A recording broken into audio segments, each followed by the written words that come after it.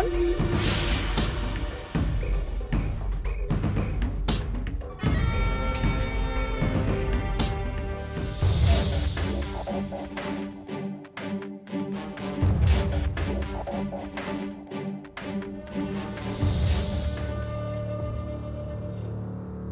Thank you. Welcome.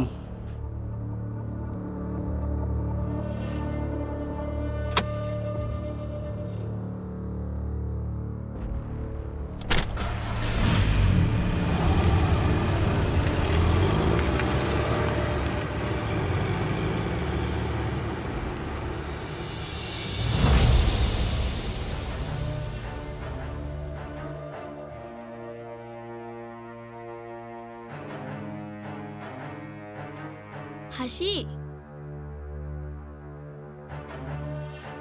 কি রে, আমি কয়দিন থেকে কল করছি, তুই রিসিভ করছিস না, আবার কল ব্যাকও করছিস না।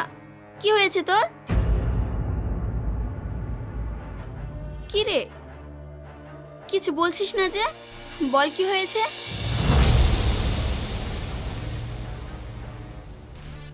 আমি ফেঁসে গেছি রে। কি ফেঁসে গেছিস মানে? কি হয়েছে আমাকে সব খুলে বল। শোন তাহলে।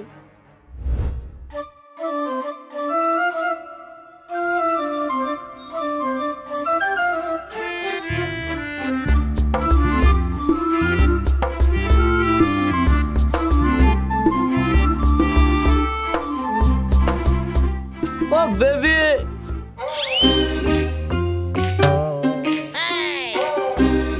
এই কি? तू पे मी आहा, मैं पे मी आहा, तू राजी आहा, मेरा जी आहा, चुमा चुमा दे दे चुमा। চুপ কর, ননসেন্স। মেয়েদেরকে ডিস্টার্ব করতে লজ্জা লাগে না? ना मेरी जान, लगे ना। কি জান নাকি? এই তুই নিজেকে কি ভেবেছিস? নিজের চেহারাটা কখনো আয়নায় দেখেছিস? হ্যাঁ দেখেছি, পুরো শাহরুখ খানের মতো। এ শাহরুখ খানের বাচ্চা, তোর বাড়িতে মা বোন নেই? কি আর বলবো, আমার বোন হওয়ার আগে মা একটা পাশের বাড়ির লোককে নিয়ে বিহারে পালিয়ে গেছে। মা নেই, বাবা তো আছে। বাবা, বাবাও হিসাব বরাবর করার জন্য যে লোকটা আমার মাকে নিয়ে পালিয়ে গেছে, ওই লোকটার বউকে নিয়ে বোম্বে পালিয়ে গেছে। ঠিক আছে না? ও মা বাবা নেই, সেই জন্য তুই জানোয়ারের মতন ব্যবহার করছিস। মরতে পারিস না? না গো, পারি না। আমার না মরতে খুব ভয় লাগে। তো তুমি যদি রাজি থাকো তাহলে আমি মরতে পারি। কেন, আমাকে কি বিষ কেনার জন্য টাকা দিতে হবে? আরে না গো, টাকা লাগবে না। তাহলে আমাকে কি করতে হবে শুনি? যাই এখান থেকে। তুমি যদি রাজি থাকো তাহলে আমি তোমার প্রেমে পড়ে হাবুডুবু মুখে মরতে পারি। মায়েরই বলছি, এই এলাকার মধ্যে তোমার মতো অনলি অন পিছে একটাও দেখিনি।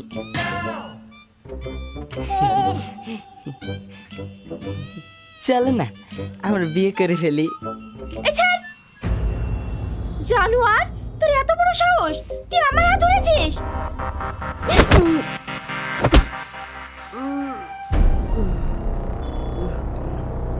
আরে ম্যাডাম, কি হয়েছে?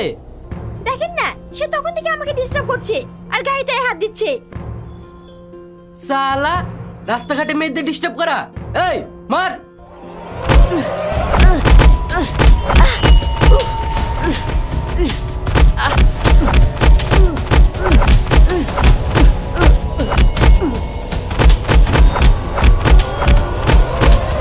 থাম থাম থাম।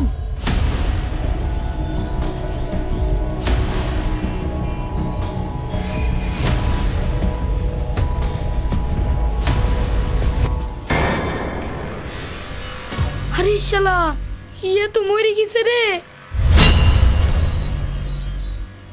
পালা।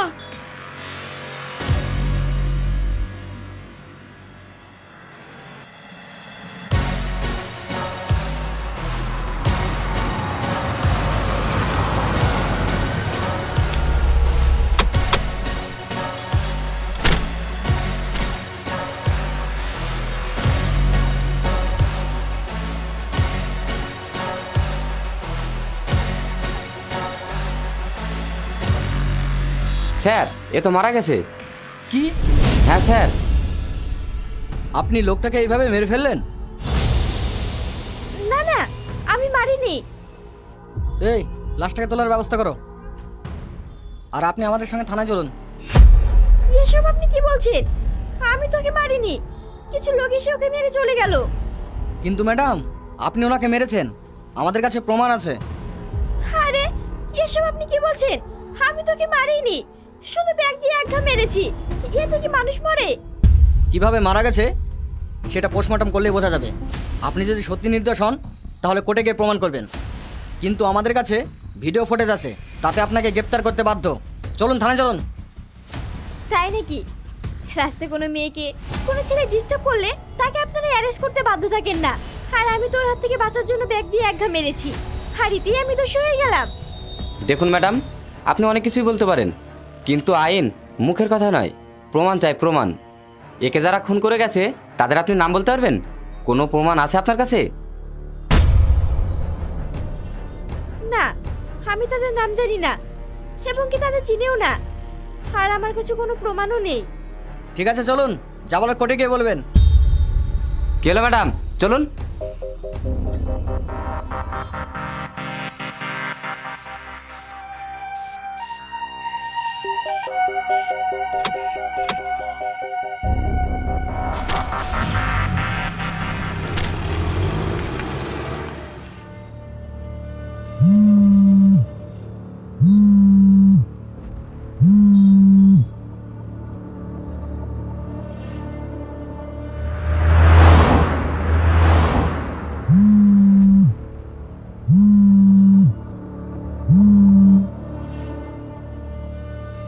বারবার আপনার ফোনে কে ফোন করছে? ফোনটা রিসিভ করুন। আমার হাজবেন্ডের ফোন, আমি তাকে এসব কথা জানাতে চাই না। আপনার হাজবেন্ড কি করে? বিদেশে বিজনেস করে। ও আই সি। শুনেছি আপনার বাবার অনেক সম্পত্তি, আপনি তার একমাত্র কন্যা, তাহলে আপনার হাজবেন্ড বিদেশে কেন? আমার আব্বু মারা যাওয়ার আগে সমস্ত সম্পত্তি আমার নামে লিখে দিয়ে গেছে। আমার হাজবেন্ড আমাকে অনেক ভালোবাসে, তাই আমার আব্বু সম্পত্তি 1 টাকাও নেয় না, নিজের ক্ষমতায় বিজনেস শুরু করেছে। কিন্তু ম্যাডাম, আপনি খুনের দায়ে জেলে গেলে আপনার সম্পত্তি কী কাজে লাগবে? তাছাড়াও আপনার আব্বুর একটা নামডাক আছে, মান সম্মান আছে, সবই তো মাটিতে মিশে যাবে। দুর্ভাগ্যের শিকার, কি করব? আমি আইনের সঙ্গে লড়বো। আইনের হাত অনেক লম্বা ম্যাডাম, আপনাকে অত সহজে ছাড়বে না। আমি তো দোষী না, তাহলে আমি কি করব? আপনি চাইলে অনেক কিছু করতে পারেন, চাইলে এখান থেকে বাড়িও চলে যেতে পারেন, থানা পর্যন্তও যেতে হবে না। মানে? মানে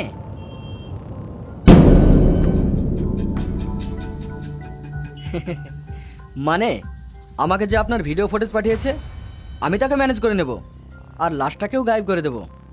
শুধু আপনাকে কিছু টাকা খরচ করতে হবে। কি টাকা? না, আমি কোনো টাকা পয়সা দিতে পারবো না। তাহলে আর আমার কিছু বলার নেই, আপনিই ভাবুন, মান সম্মান আগে না টাকা আগে?